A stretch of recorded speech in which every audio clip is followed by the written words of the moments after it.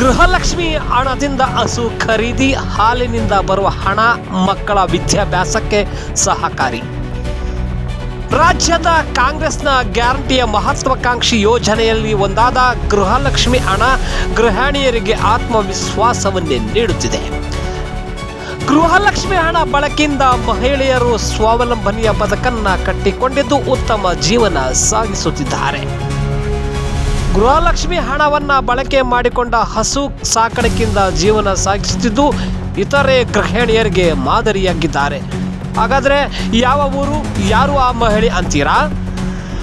ಚಳ್ಳಕೆರೆ ತಾಲೂಕಿನ ಕ್ರೋಡಿಹಳ್ಳಿಯ ಕವಿತಾ ಎನ್ನುವ ಮಹಿಳೆ 18 ತಿಂಗಳ ಗೃಹಲಕ್ಷ್ಮಿ ಹಣವನ್ನು ಕ್ರೋಢೀಕರಿಸಿಕೊಂಡು ಆ ಹಣವನ್ನು ಬಳಕೆ ಮಾಡಿಕೊಂಡು ಹಸು ಖರೀದಿ ಮಾಡಿ ಹೈನುಗಾರಿಕೆಯಿಂದ ಬರುವ ಹಣವನ್ನು ಮಕ್ಕಳ ವಿದ್ಯಾಭ್ಯಾಸಕ್ಕೆ, ದಿನನಿತ್ಯದ ಖರ್ಚಿಗೆ ಬಳಕೆ ಮಾಡಿಕೊಂಡು ಉತ್ತಮ ಜೀವನ ಸಾಗಿಸುತ್ತಿದ್ದಾರೆ.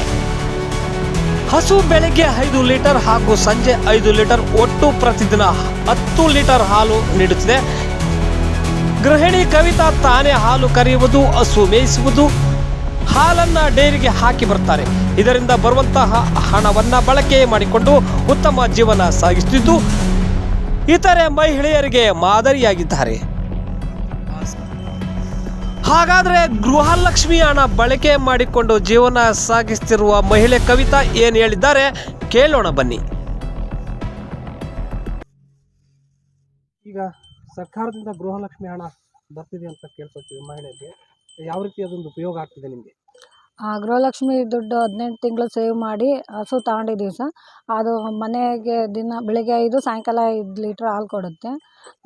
ಹಾಲು ಕರೆದು ಡೈರಿಗೆ ಹಾಕ್ತೀವಿ. ಬಂದಿದ್ದ ದುಡ್ಡು ಹುಡುಗರಿಗೆ ಓದೋಕ್ಕೆ ಮತ್ತು ಮನೆ ಖರ್ಚಿಗೆ ಬಳಸ್ಕೊಳ್ತೀವಿ ಸರ್. ಅದು ಹೊಲ್ದಾಗೆ ಹುಲ್ಲು ಹಾಕಿದ್ದೀವಿ ಸರ್. ಇಲ್ಲಾಂದರೆ ಯಾರು ಹೊಲ್ದಾರೆಲ್ಲ ಹೋಗಿ ಸಪ್ಪೆ ಅದು ಕೊಯ್ಕೊಂಬಂದು ಮೇಯಿಸ್ತೀವಿ ಸರ್. 6 ತಿಂಗಳಾಯಿತು ಸರ್. ಎಷ್ಟು ಅಮೌಂಟ್ ಕೊಟ್ಟಿದ್ರು? Amount 34,000 sir. ಮತ್ತು ಇವತ್ತು ಗೃಹಲಕ್ಷ್ಮಿ ಹಣ ಯಾವ ರೀತಿ ನಿಮ್ಗೊಂದು ಉಪಯೋಗ?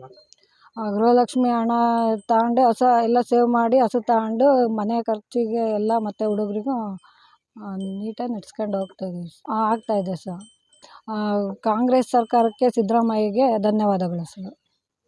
ಆದಷ್ಟು ಗೃಹಲಕ್ಷ್ಮಿ ಹಣ ಸೇವ್ ಮಾಡಿ ಮತ್ತು ಅದನ್ನು ಬಂದಿದ್ದ ದುಡ್ಡನ್ನು ಖರ್ಚಿಗೆ ಬಳಸ್ಕೊಂಡು ಈ ಥರ ಏನಾರ ಅನುಕೂಲ ಮಾಡ್ಕೊಳ್ರಿ.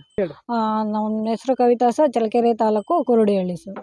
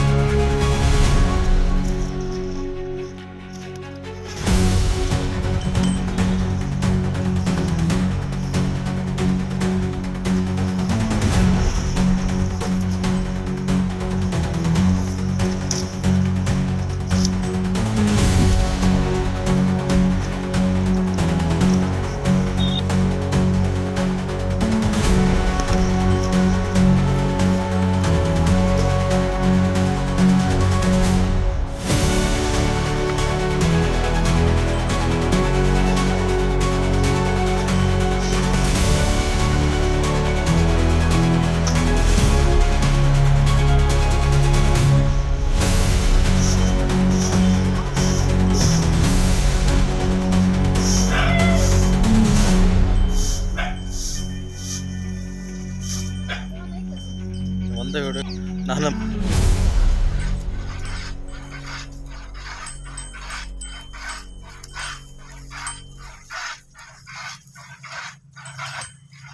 ಟೋಟಲ್